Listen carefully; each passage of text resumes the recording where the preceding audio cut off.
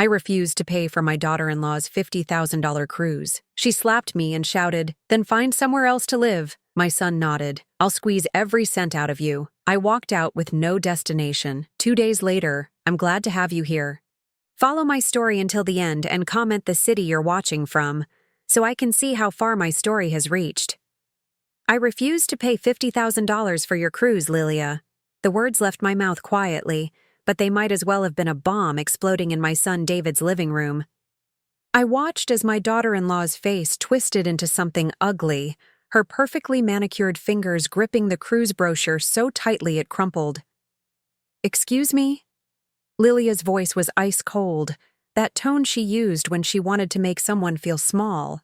I'd heard it countless times over the past 5 years since she married my son. I straightened my shoulders, trying to find strength I wasn't sure I still possessed.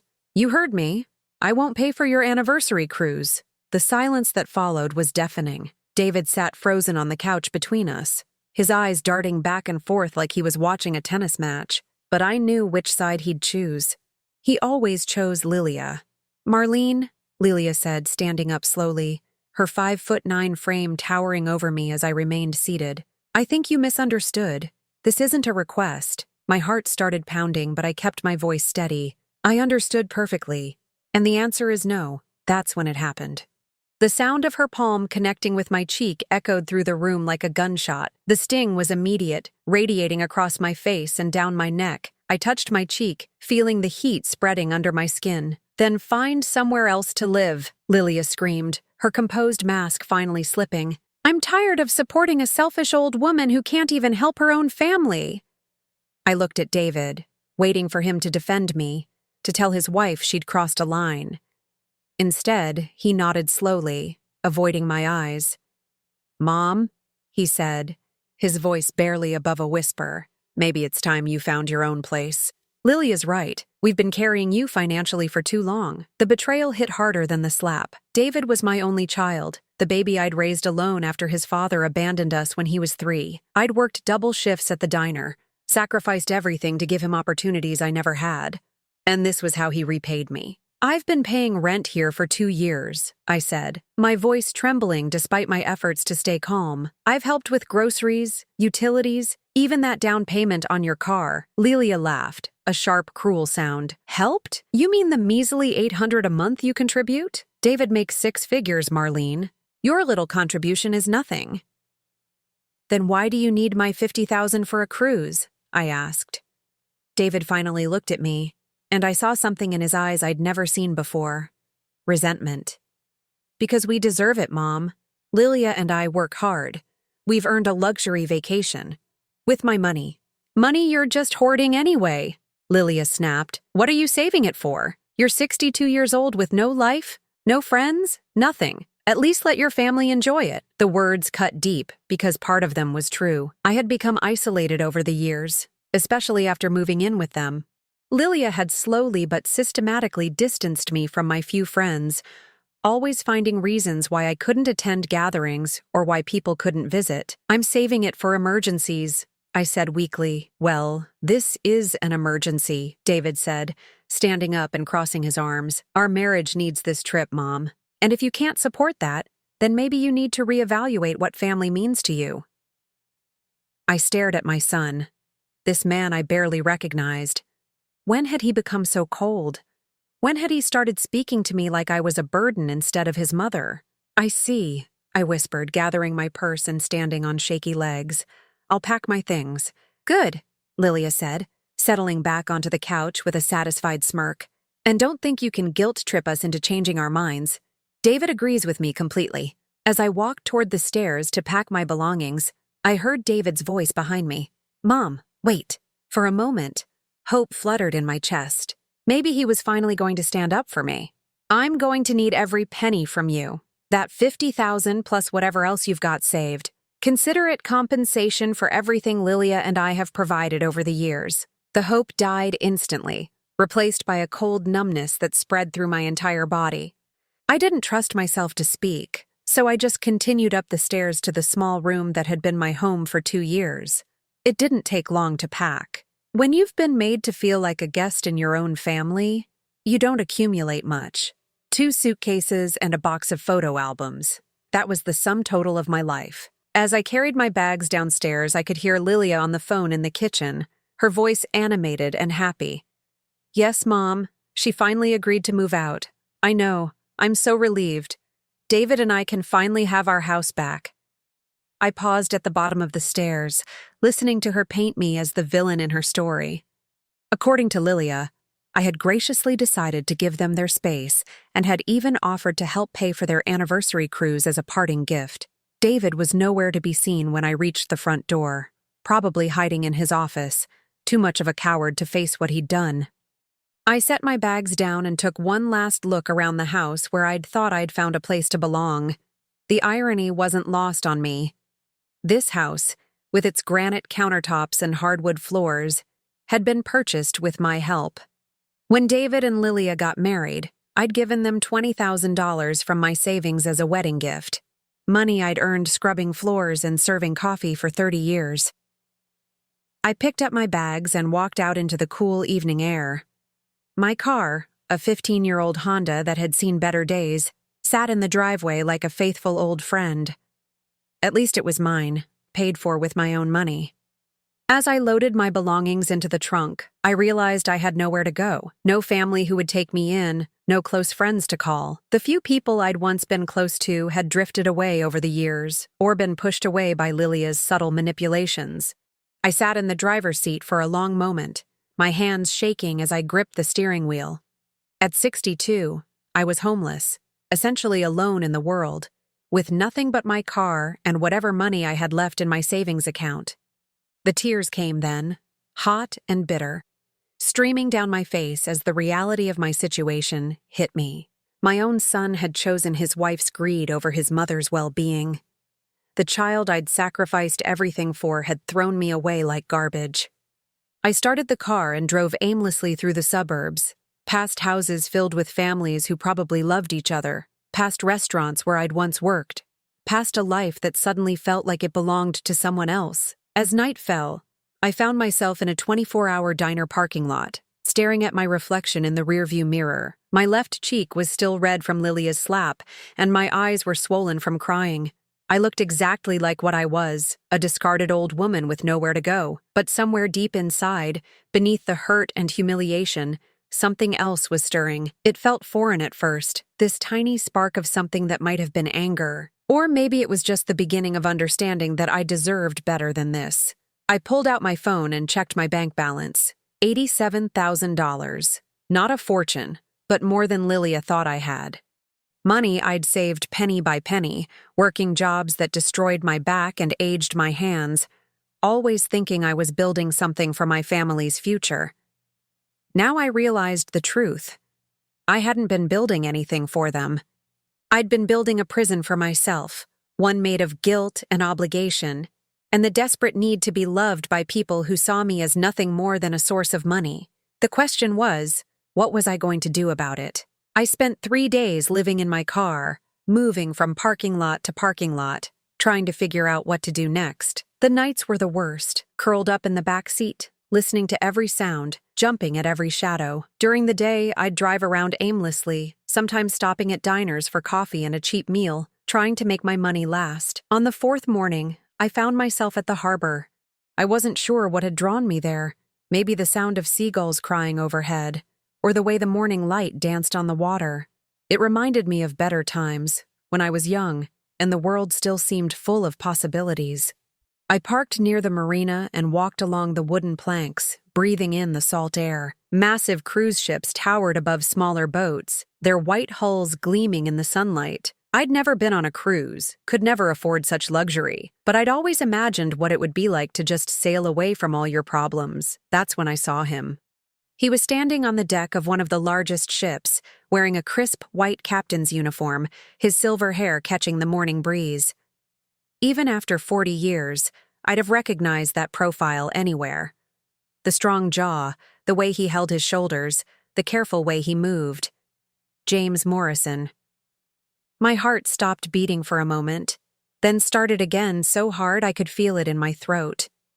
James Morrison, my first love, The man I'd thought I'd marry before life got complicated and pulled us in different directions. I hadn't seen him since 1983, when we were both 22 and thought we had all the time in the world. I stood frozen on the dock, debating whether to run before he noticed me. I probably looked terrible. I'd been living in my car for 3 days after all. My hair was pulled back in a messy ponytail, and I was wearing the same jeans and sweater I'd put on when I left David's house. But before I could decide, he looked up and our eyes met across the water. The recognition was instant. His face broke into a smile, that same smile that had made my teenage heart race, and he raised his hand in a wave. Then he was moving, walking quickly along the ship's deck toward the gangway. Marlene? Marlene Patterson? Hearing my maiden name after so many years brought tears to my eyes. It's Marlene Cooper now, I called back, though even as I said it, I wondered if that was still true. Was I still a Cooper if my son had disowned me? James was jogging down the gangway now, and I could see the years had been kind to him. He was still tall and lean, though his hair had gone completely silver, and there were lines around his eyes that spoke of years spent squinting into ocean sunlight. "My God," he said when he reached me, stopping just a few feet away. "Marlene, after all these years." "Hello, James." I felt suddenly shy, like I was 22 again, and seeing him for the first time at that summer job we'd both worked at the marine supply company. "You look," he paused, his eyes taking in my appearance with concern rather than judgment. "You look like you could use a cup of coffee and a good meal." I laughed, though it came out shaky. "That obvious? I've spent 40 years at sea, sweetheart. I can read the weather in a person's face just like I can read storm clouds on the horizon." He gestured toward his ship. "Come aboard. Let's catch up properly." I hesitated. "I don't want to impose. You're probably busy and I'm not exactly dressed for a tour of a cruise ship." "Marlene," he said gently, "I'm the captain. I can invite whoever I want aboard my ship. And right now, I want to invite an old friend who looks like she could use someone to talk to." The kindness in his voice nearly broke me. It had been so long since anyone had spoken to me with genuine warmth, without wanting something in return. I followed him up the gangway, marveling at the size of the ship. "You're really a captain," I said. "You always said you would be, but I never imagined." "The Sea Star," he said proudly. 1,500 passengers, crew of 600. She's been my home for the past 10 years. He led me through corridors that looked like they belonged in a luxury hotel. Marble floors, crystal chandeliers, artwork on the walls. We passed elegant dining rooms and lounges, a theater, even what looked like a small shopping mall. "This is incredible," I breathed. "Wait until you see my quarters," he said with a grin. "Captain's privilege. Best view on the ship." His cabin was indeed magnificent, with floor-to-ceiling windows that looked out over the harbor. The space was larger than most apartments, with a sitting area, a dining table, and what I assumed was a bedroom through an open doorway. "Coffee?" he asked, moving to what appeared to be a fully equipped kitchenette. "Please." I settled into one of the comfortable chairs, trying to process the surreal turn my life had taken. 4 days ago, I'd been living with my son, feeling trapped and unappreciated. Now I was sitting in a ship captain's quarters, reuniting with the love of my youth. James handed me a steaming mug and sat across from me. "So," he said, his blue eyes studying my face, "what's brought you to my harbor looking like you've been through a storm?" I took a sip of coffee. It was excellent, of course, and tried to figure out where to begin. "It's a long story. I've got time. We don't sail until tomorrow evening." So I told him everything. About Richard leaving when David was small, about working multiple jobs to support us, about David's marriage to Lilia, about moving in with them and slowly losing myself in their house. I told him about the cruise demand, the slap, David's betrayal, the 3 nights in my car. James listened without interrupting, his expression growing darker as the story progressed. When I finished, he set down his coffee cup and leaned forward. "Let me get this straight," he said, his voice carefully controlled.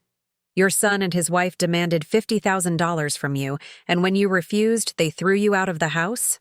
It sounds worse when you say it like that." "It sounds exactly as bad as it is, Marlene. That's elder abuse." The words hit me like a physical blow. "It's not. I mean, they financially exploited you and then made you homeless when you stopped complying. That's textbook elder abuse. James stood up and began pacing. How much money have you given them over the years? I thought about it. The $20,000 for their wedding. Help with the house down payment. That was another $15,000. Monthly rent, utilities, groceries, probably $60,000 over the past 2 years. Nearly $100,000, James said quietly. Jesus, Marlene, I wanted to help. David is my son. And you're his mother. That works both ways. James stopped pacing and looked at me. What are you going to do now? I don't know. Find a cheap apartment somewhere, I guess. Maybe get a job, though, at my age. I shrugged helplessly. James was quiet for a long moment, staring out at the harbor. Then he turned back to me with an expression I couldn't quite read. What if I told you there was another option? What do you mean? He sat back down, leaning forward with his elbows on his knees. Marlene, I'm not just the captain of this ship. I'm part owner of the cruise line, Morrison Maritime. Maybe you've heard of it? I shook my head. I knew nothing about cruise lines. We started small 20 years ago, just a few ships doing Caribbean runs. Now we have a fleet of 12 ships, routes all over the world, and we're always looking for experienced people to join our management team. James, I appreciate what you're trying to do, but I don't know anything about cruise ships or maritime business. But you know about customer service. You know about working with difficult people, managing tight budgets, solving problems on the fly. You've been doing it your whole life. He paused. And you know about sacrifice, about putting others first. Those are exactly the qualities we need in our senior management. I stared at him. Are you offering me a job? I'm offering you a partnership. His eyes were serious now, intent. Morrison Maritime is expanding. We need someone to oversee guest services across our entire fleet. Someone who understands what it means to make people feel welcome, valued, appreciated. Someone who knows what it's like when the people who should care about you don't. The offer was so unexpected, so generous that I couldn't process it at first. James, I can't. I mean, what do I know about running a business? More than you think, and you'd have the best teacher in the business. He smiled. Me. I felt something stirring in my chest, a feeling I hadn't experienced in years. Hope, maybe, or possibility. Why? I asked. Why would you do this for me? James was quiet for a moment, his eyes distant. Do you remember the last time we saw each other? The night before you left for Chicago? I remembered. I'd gotten the scholarship to business school, a chance to make something of myself. James had been offered his first position as a junior officer on a cargo ship. We'd both known we were being pulled in different directions, but we'd been too young to fight for what we had. I should have asked you to marry me that night, he said softly. I should have found a way to make it work. Instead, I let you go, and it's been one of my biggest regrets. My breath caught. James, I'm not saying this to pressure you or because I expect anything romantic to happen. I'm saying it because I never stopped caring about you, Marlene. And if I can give you a chance to start over, to build something meaningful after what they did to you, then maybe I can make up for some of that lost time. I set down my coffee cup with trembling hands. Outside the windows, the harbor bustled with activity.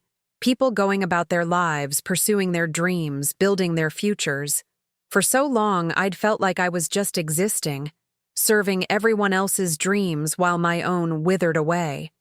I don't know anything about business partnerships, I said slowly. Then it's a good thing you'll have an excellent teacher. James smiled. What do you say, Marlene? Ready to sail away from all this and start a new adventure? I looked around his elegant cabin, thought about my car in the parking lot with everything I owned crammed into 2 suitcases. Then I thought about David and Lilia, probably already booking their cruise, spending money they'd expected to extort from me. Maybe it was time to stop being the victim in my own story. Yes, I said, surprising myself with how certain I sounded. Yes, I think I am. The next 6 weeks passed like a whirlwind. James wasn't kidding when he said I'd have the best teacher in the business. Every morning I'd arrive at the Morrison Maritime offices, a gleaming building overlooking the harbor, and dive into learning everything about the cruise industry. It was overwhelming at first. Guest services protocols, safety regulations, staff management, vendor relationships, food and beverage operations. My head spun with information. But gradually, pieces started falling into place. The customer service skills I'd developed over 30 years of waitressing translated perfectly to hospitality management. The budget management I'd learned from years of stretching every dollar suddenly became fleet-wide cost optimization. "You're a natural at this," James said one afternoon as we reviewed guest satisfaction surveys from the previous quarter. We were in his office, papers spread across a conference table that probably cost more than I used to make in a year. "I'm just applying common sense," I replied, though I felt a flush of pride at his words. People want to feel valued. They want their problems solved quickly and their good times enhanced. It's not rocket science. "You'd be surprised how many people in this industry forget that," James said with a smile. "They get caught up in profit margins and efficiency metrics and forget that we're in the business of making memories." I'd been staying in a company apartment near the offices, a beautiful one-bedroom with a view of the water. It was temporary, James assured me, just until I decided where I wanted to live permanently. The freedom to make that choice still felt surreal. 3 weeks into my training, James made the partnership official. I signed papers that made me a 25% owner of Morrison Maritime, with full authority over guest services operations. My investment was the $50,000 I'd refused to give Lilia, money that was now working for me instead of funding someone else's luxury. "Are you sure about this?" I'd asked James as we sat in the lawyer's office. "This is a huge risk for you. The biggest risk I ever took was letting you walk away 40 years ago," he'd replied. "I'm not making that mistake twice." The romantic tension between us was impossible to ignore, but we were both taking things slowly. We'd have dinner together most evenings, sometimes in nice restaurants, sometimes just takeout in his apartment. We'd talk for hours, about the past, about the business, about everything except what was growing between us. I was different now.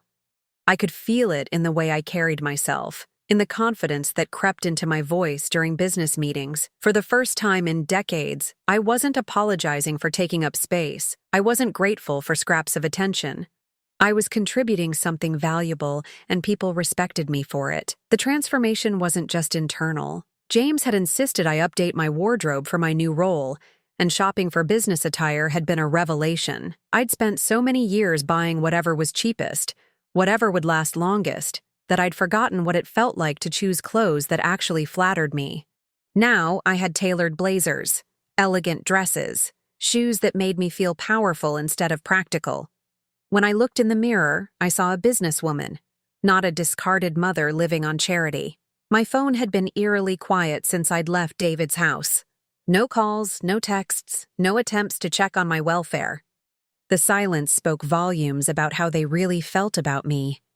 I was out of sight and out of mind, exactly as they'd wanted, but I knew that wouldn't last forever.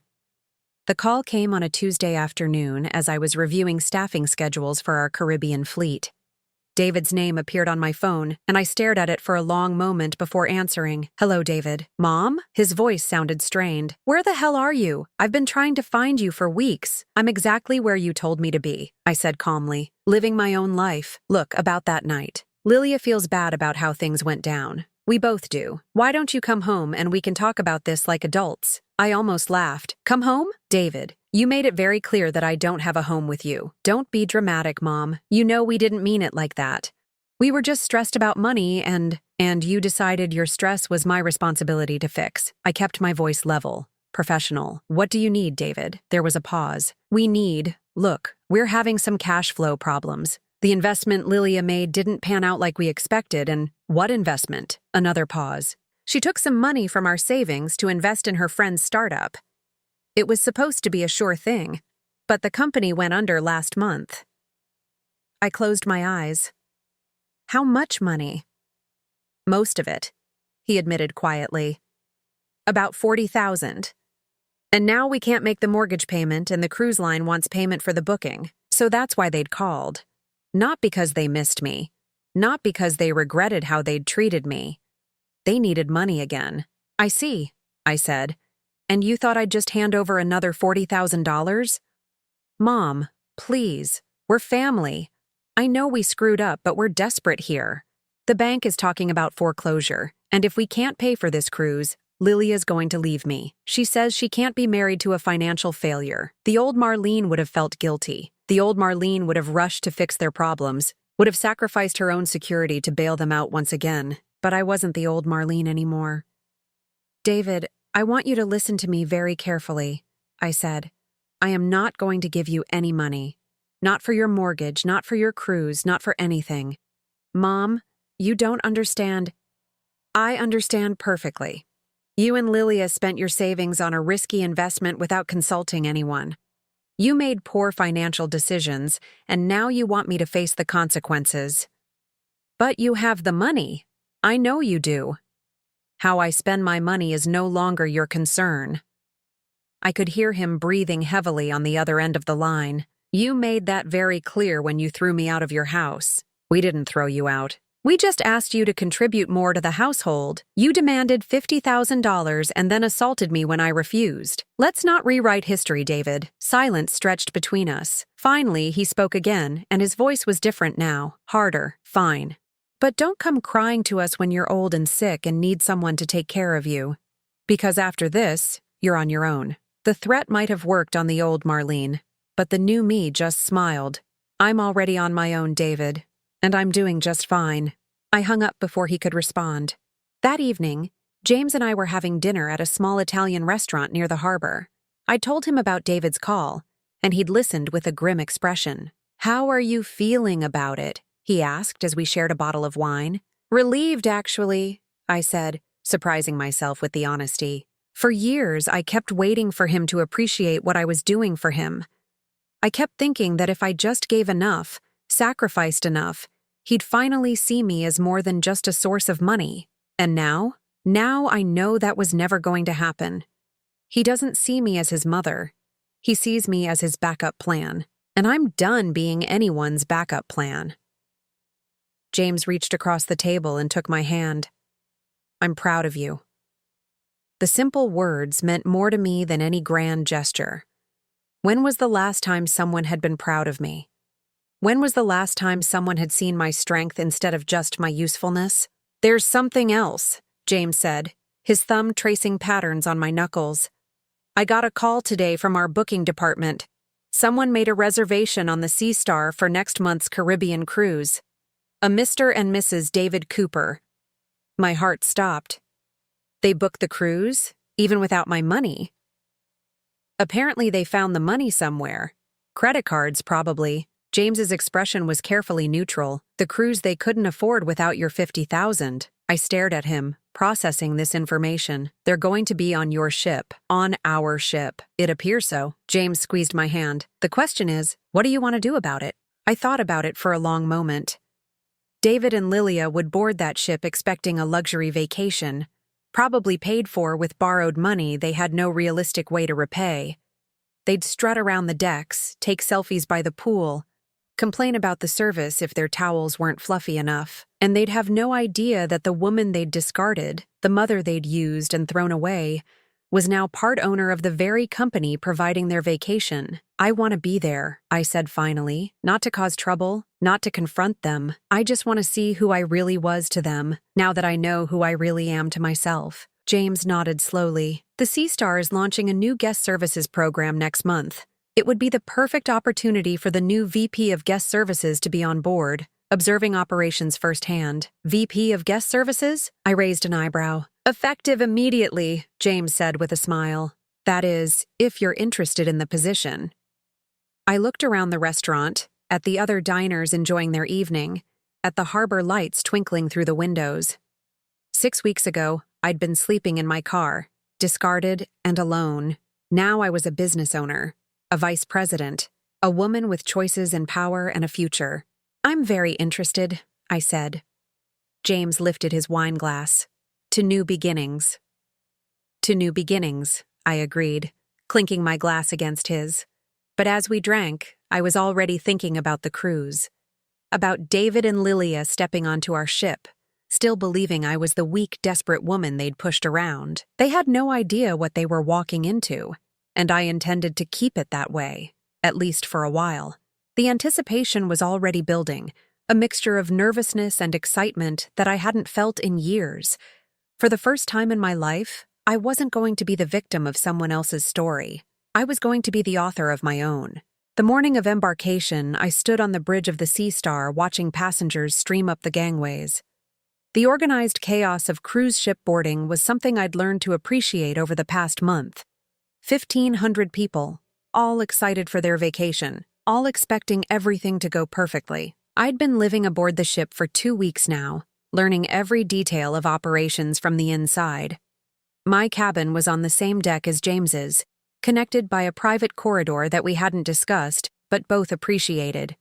Our relationship had deepened naturally during these weeks at sea, like we were picking up a conversation that had been interrupted 40 years ago. "There," James said, pointing to a couple making their way up gangway B. "Your son and daughter-in-law." My stomach clenched as I spotted David and Lilia. Even from this distance, I could see Lilia's designer luggage, her carefully styled hair, the way she gestured imperiously at the porters handling their bags. David walked behind her, looking older than his 37 years, shoulders slumped with what I now recognized as the posture of a man constantly trying to please someone who couldn't be pleased. "They look exactly like I expected," James murmured.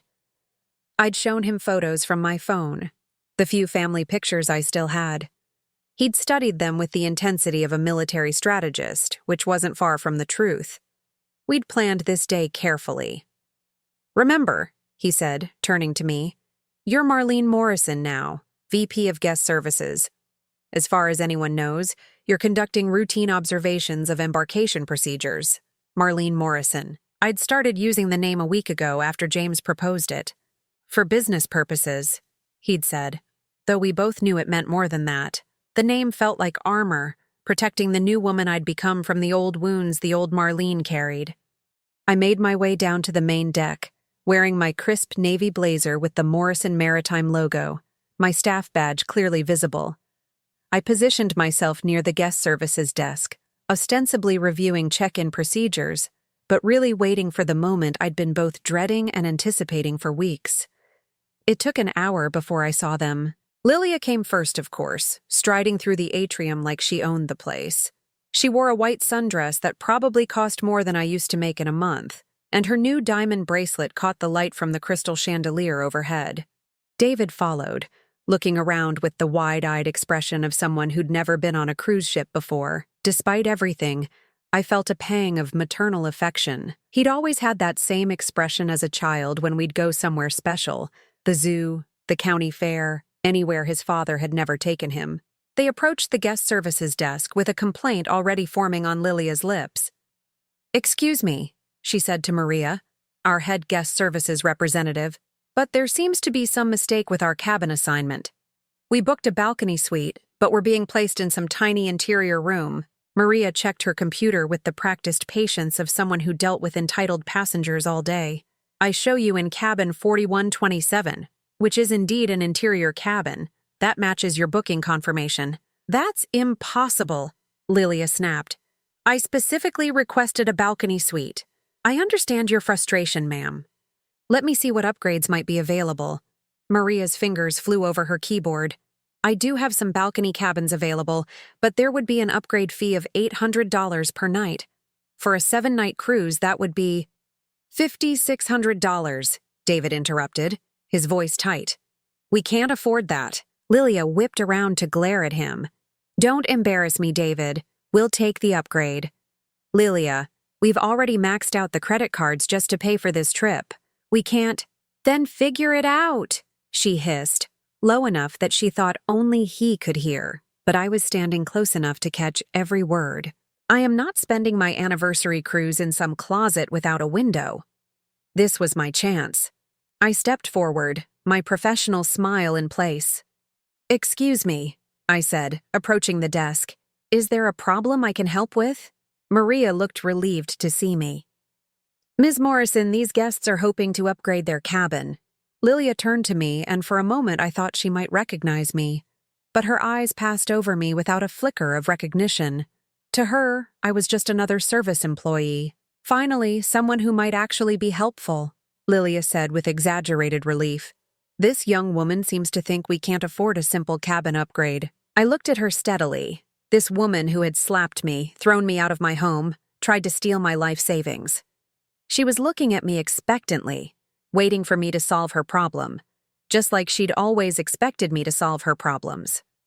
I'm Marlene Morrison, Vice President of Guest Services, I said, extending my hand.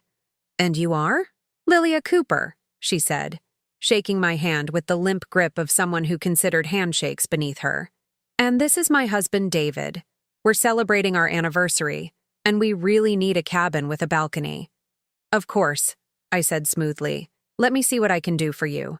I moved behind the desk and pretended to review their booking on the computer. David stood slightly behind Lilia, and when our eyes met, I saw a flicker of something that might have been recognition, but it passed so quickly I couldn't be sure. I see the challenge, I said after a moment.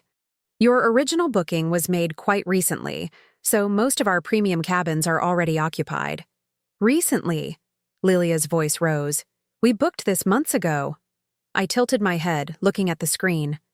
According to our records, this reservation was made 6 weeks ago and paid for with a credit card that was declined twice before the payment went through. David's face flushed red. There was a processing error with our bank. Of course, I said pleasantly. These things happen. I could feel the power dynamic in this conversation, and it was intoxicating. For the first time in my relationship with these people, I held all the cards. They needed something from me, and I could choose whether or not to give it to them. I do have one option, I said finally. There's a balcony suite that just became available due to a last-minute cancellation. The upgrade fee would be waived as an anniversary gift from Morrison Maritime. Lilia's eyes lit up. Really? That's wonderful. There is one small condition, I continued. The suite comes with dedicated concierge service, which means you'll be working directly with me throughout your cruise to ensure everything meets our highest standards. That sounds perfect, Lilia gushed. We appreciate excellent service. I smiled. Excellent. Maria will get you sorted with your new cabin keys. The suite is on deck 12, and I believe you'll find it more than adequate for your anniversary celebration. As Maria processed the cabin change, Lilia leaned closer to me. Between you and me, she said in a conspiratorial whisper, it's so refreshing to deal with competent management instead of these entry-level employees who don't understand customer service. I completely understand, I replied. Good service is all about recognizing what people truly deserve. 20 minutes later, I watched them walk toward the elevators, Lilia practically floating with satisfaction at having gotten her way. David looked back once, and again I caught that flicker of something in his expression, but he said nothing, just followed his wife like he'd been doing for years. I made my way back to the bridge, where James was waiting with a knowing smile. How did it go? He asked. They have no idea who I am, I said, though I felt a complex mix of emotions, relief, satisfaction, but also a deep sadness that my own son hadn't recognized his mother. Are you okay? I thought about it. I think so. It's strange, seeing them like this. They're exactly who I always knew they were, but somehow it feels different when you're not depending on them for anything. James nodded. Power changes perspective. They're in the Sunrise Suite now, I said. The one with the cameras. We'd chosen that suite specifically. As part of our guest services training program, several cabins were equipped with discrete cameras to monitor housekeeping standards and guest satisfaction. Everything was completely legal and disclosed in the fine print of the cruise agreement, though most guests never bothered to read it. And they have dedicated concierge service, I added, with you as their concierge. With me as their concierge. I looked out at the harbor, where the last few passengers were boarding. They're going to get exactly the level of service they deserve. The ship's horn sounded, signaling our departure. I watched the dock crew prepare to cast off the lines that kept us tethered to shore. Soon we'd be at sea, a floating city with 1,500 passengers and 600 crew members, all under James's command. And somewhere below us, in their upgraded suite, David and Lilia were probably already ordering room service and planning their evening entertainment, blissfully unaware that the woman they'd discarded was now in control of every aspect of their vacation experience. The old Marlene would have felt guilty about the deception. The old Marlene would have revealed herself immediately, would have tried to reconcile, would have bent over backwards to make them happy. But I wasn't the old Marlene anymore. I was Marlene Morrison, VP of Guest Services, part owner of this ship and this company, partner to a man who valued me for who I was rather than what I could provide. Tomorrow night was the Welcome Aboard show, where James traditionally introduced key staff members to the passengers. It was a chance for everyone to meet the people who would be taking care of them during their cruise. I was very much looking forward to that introduction. "Penny for your thoughts," James said, moving to stand beside me at the bridge windows. "I'm thinking about tomorrow night," I said, "about the moment when they realize who I really am. And how does that make you feel?" I considered the question seriously. "Free," I said finally. "For the first time in my life, completely free." The Sea Star pulled away from the dock, carrying us all toward whatever waited in the open ocean. But I was no longer afraid of uncertainty. I'd learned that sometimes the unknown was exactly where you needed to be. Behind us, the harbor grew smaller and smaller until it was just a memory on the horizon. Ahead of us lay 7 days at sea, 7 days where David and Lilia would slowly discover that their actions had consequences they'd never imagined. I wasn't planning revenge. I was simply planning to let them experience the same reality I'd been living in for years. A world where you had to earn respect rather than demand it. Where your worth was measured by your character rather than your connections. It was going to be an interesting cruise. The first 3 days of the cruise passed like a carefully choreographed dance. As their dedicated concierge, I shadowed David and Lilia's every move while maintaining my professional distance. They treated me exactly as I'd expected, as hired help who existed solely to fulfill their demands. "Marlene," Lilia would say, snapping her fingers when she wanted my attention. "The towels in our bathroom aren't fluffy enough. Fix it." "Of course, Mrs. Cooper," I'd reply with perfect politeness.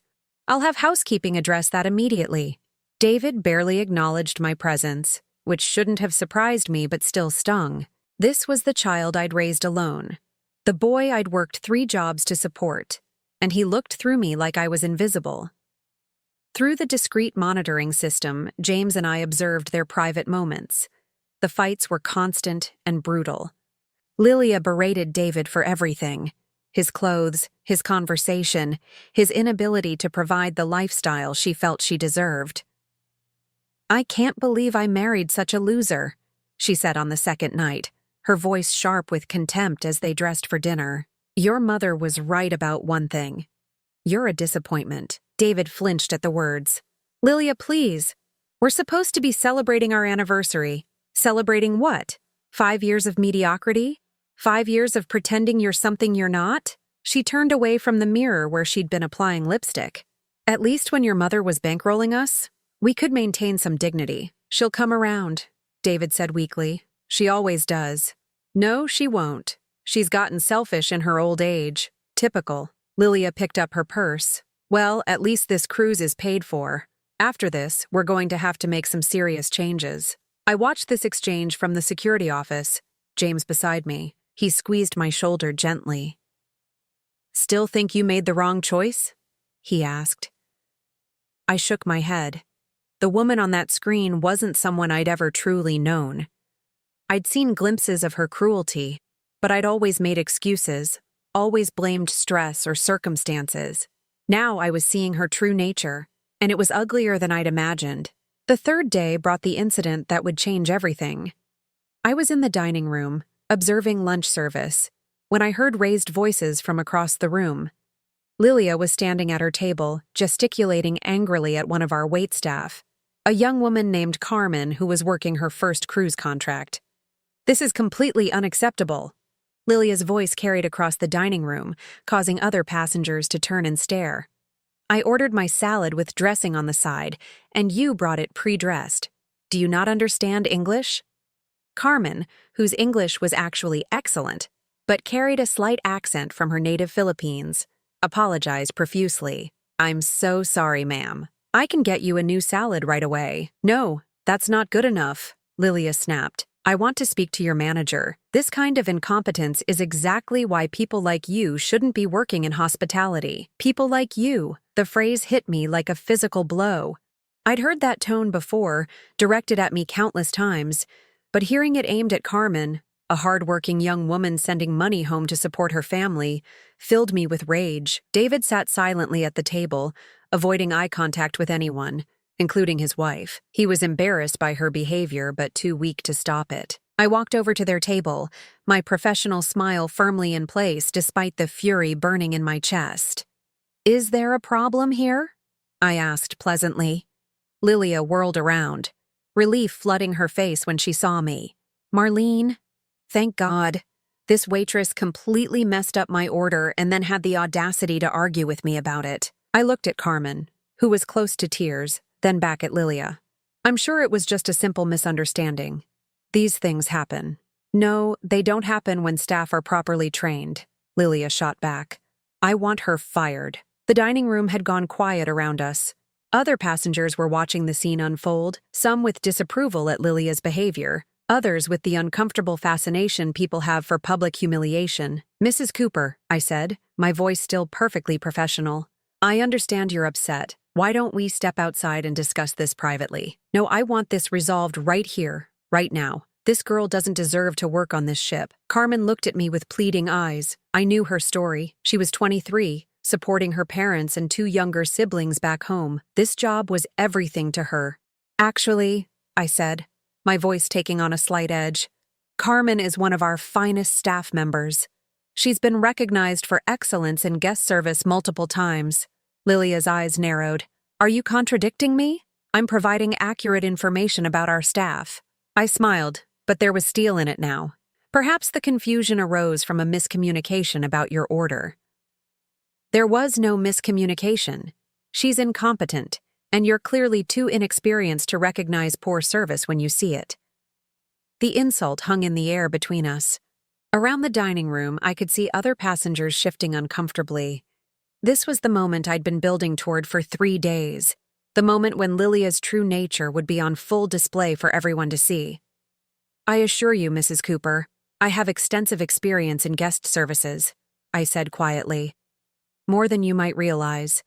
Something in my tone must have penetrated her self-righteous fury because she paused, studying my face more carefully than she had since boarding. "Don't I know you from somewhere?" she asked slowly. David looked up for the first time since the argument began. His eyes met mine, and I saw recognition dawn in them like a sunrise. His face went white. "Mom?" he whispered. The word dropped into the silent dining room like a stone into still water. Lilia spun around to stare at David, then back at me, her mouth opening and closing without sound. "Hello, David," I said calmly. "Hello, Lilia."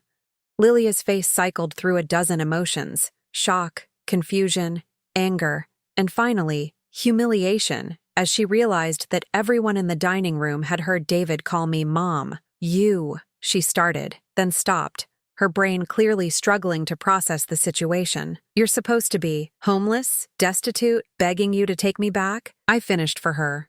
"I was, for about 4 days. Then I found something better." David was staring at me like I was a ghost. "How are you here? How are you on this ship?" "I work here," I said simply. "Well, actually, I own part of it." The statement hit them like a physical blow. Lilia actually staggered backward, her hand reaching for the back of her chair for support. "That's impossible," she breathed. "Is it?" I looked around the dining room, at the passengers who were now openly staring, at Carmen who was watching with wide eyes. "Ladies and gentlemen, I apologize for the disruption to your meal. Sometimes family dynamics can be complicated." I turned back to Lilia, who was still gaping at me like a fish out of water. "As for your complaint about the service, I'll be sure to note in your file that you attempted to have one of our best staff members fired for bringing you exactly what you ordered. Carmen, thank you for your patience with this situation." Carmen nodded, still looking confused but relieved that she wasn't in trouble. "Now," I continued, looking at David and Lilia, "I believe you were enjoying your anniversary cruise. Please, don't let me interrupt that. We'll have plenty of time to catch up later." I started to walk away, but Lilia's voice stopped me. "Wait!" Her voice was shrill with panic. "You can't just— we need to talk." I turned back, my expression politely inquiring. "About what?" About everything. About what happened. About the misunderstanding." There was no misunderstanding, Lilia. You made your feelings about me very clear. I gestured around the elegant dining room. As you can see, I've moved on. David finally found his voice. Mom, please, can we go somewhere private and talk? For a moment, looking at my son's pale, desperate face, I felt the old impulse to comfort him, to make everything okay. But that impulse was weaker now, tempered by the knowledge of what he was really asking for. We'll have time to talk tomorrow night, I said, at the Welcome Aboard show. I'll be on stage with the other senior staff members. The full implications of that statement hit them both simultaneously. Lilia's face went ash-gray as she realized that I wouldn't just be introduced as staff, I'd be introduced as part ownership. Oh God, David whispered. What have we done? I looked at him for a long moment.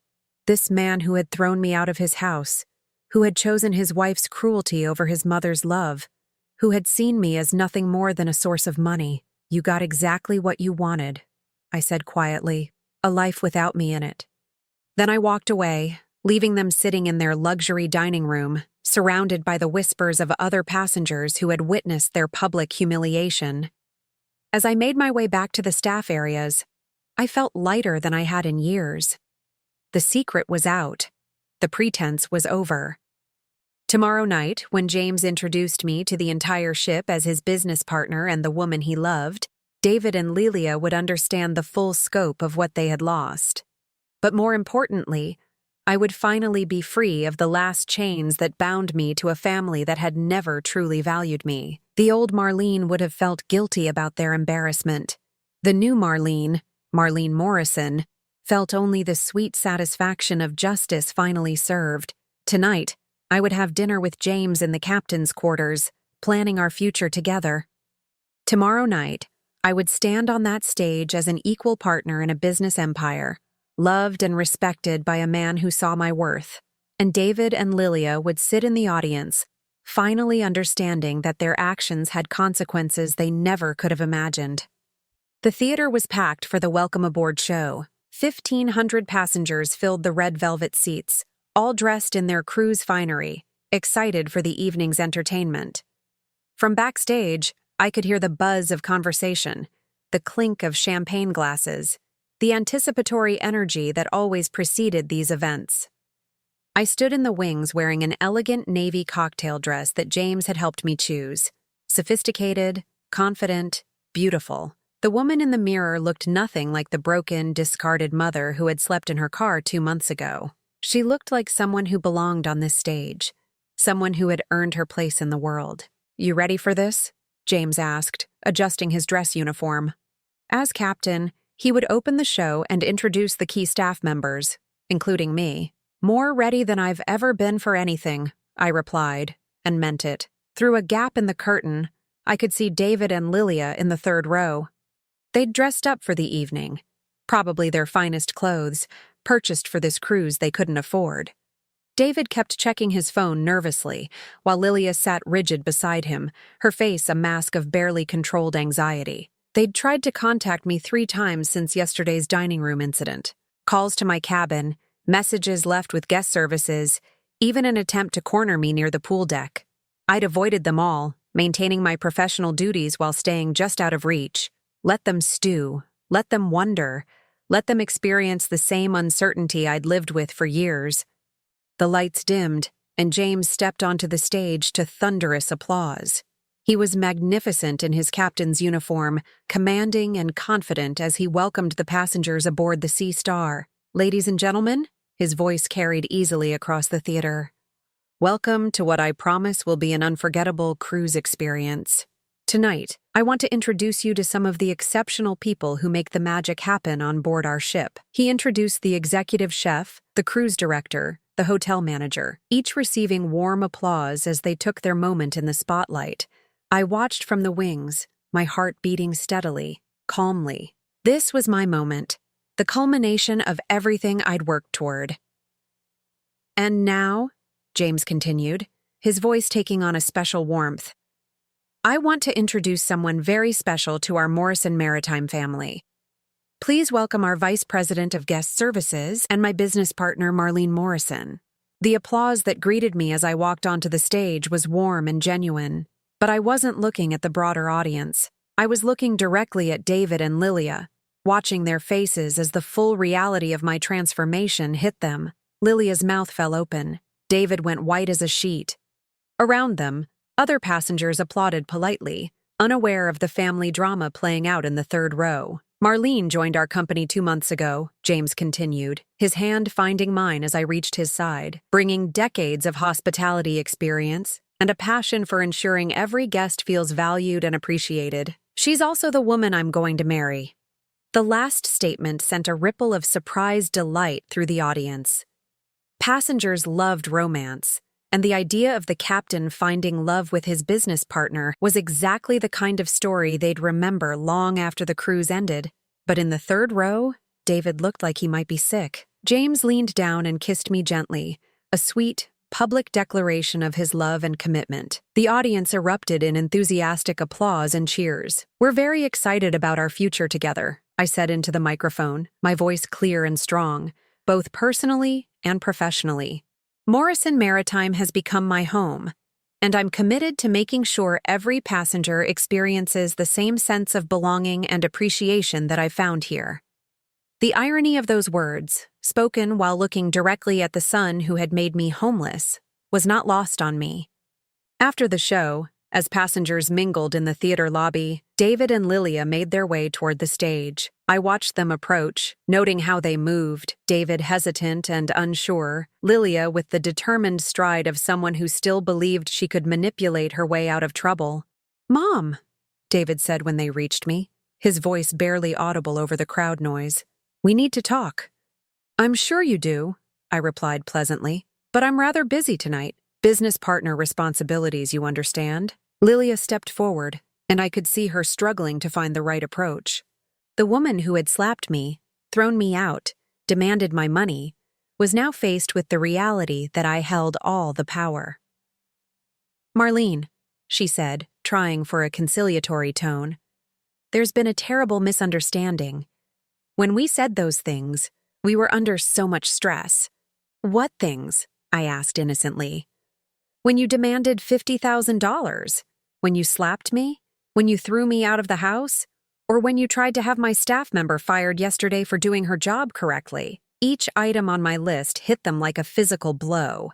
Other passengers were starting to notice the tense conversation, and Lilia was clearly aware of the attention. "Please," David said, his voice cracking, "can we just go somewhere private and work this out? You're still my mother." The words hung in the air between us. "You're still my mother," as if that meant something. As if the bond he'd severed so callously could be restored with a simple reminder of biology. "Am I?" I asked quietly. "Because when you threw me out of your house, you made it very clear that I was no longer part of your family." "We were wrong," he said, tears starting to form in his eyes. "We made a mistake. But you can't just cut us off completely. We're family." I looked at this man who had been my whole world for so many years, this child I'd sacrificed everything for, and felt a strange sort of peace. The desperate need for his love and approval had finally died, replaced by something much more valuable: self-respect. "David," I said gently, "for 37 years, I gave you everything I had: my time, my money, my energy, my dreams. I worked myself to exhaustion to give you opportunities I never had. And when you met Lilia, I welcomed her into our family. I helped you buy your house, supported you through career changes, babysat when you needed time alone together." He nodded, tears now flowing freely. "I know, Mom.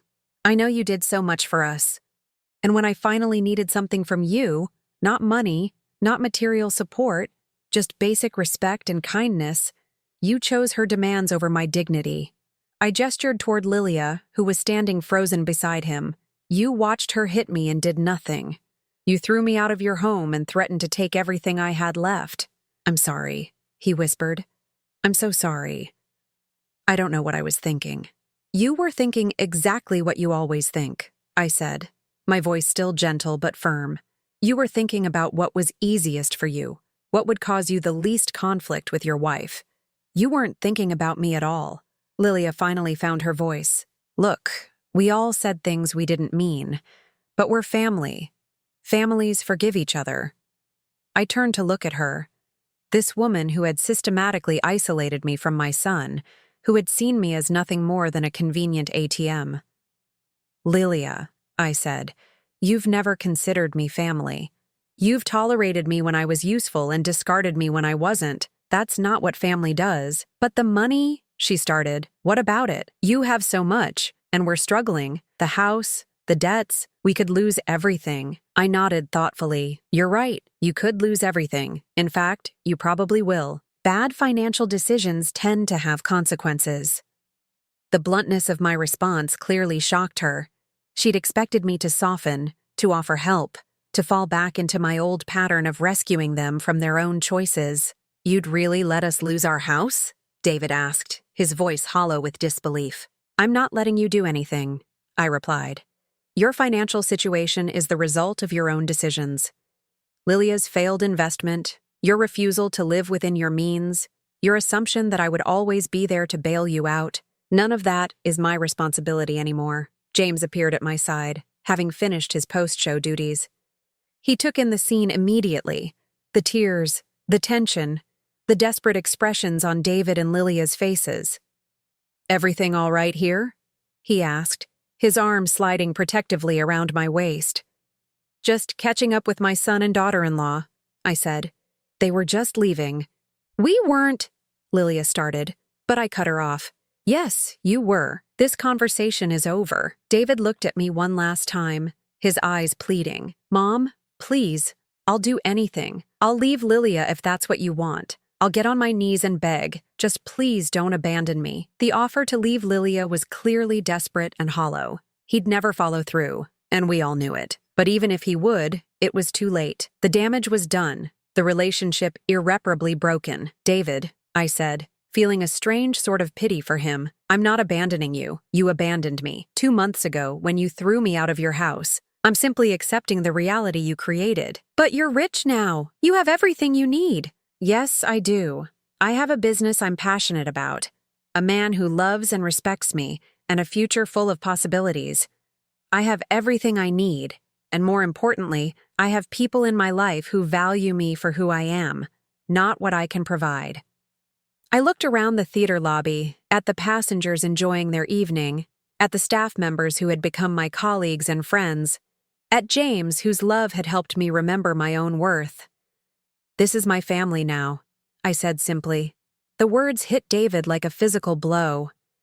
He staggered backward, the full finality of my rejection finally sinking in. You can't mean that, he whispered. I can, and I do. I took James's hand, feeling the warmth and strength of his support. I'm done being your safety net, David. I'm done sacrificing my happiness for yours.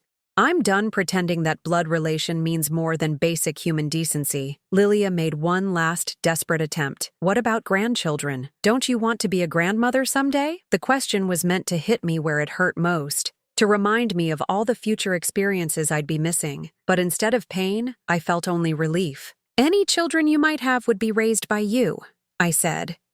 Given your values and priorities, I think they're better off without my influence. With that, I turned away from them and walked toward the exit, James beside me.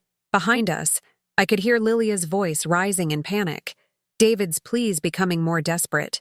But I didn't look back. We walked out onto the deck, where the Caribbean night air was warm and sweet. The ship cut through dark water toward our next destination, leaving a wake of phosphorescent foam behind us. How do you feel? James asked, pulling me into his arms. I considered the question seriously.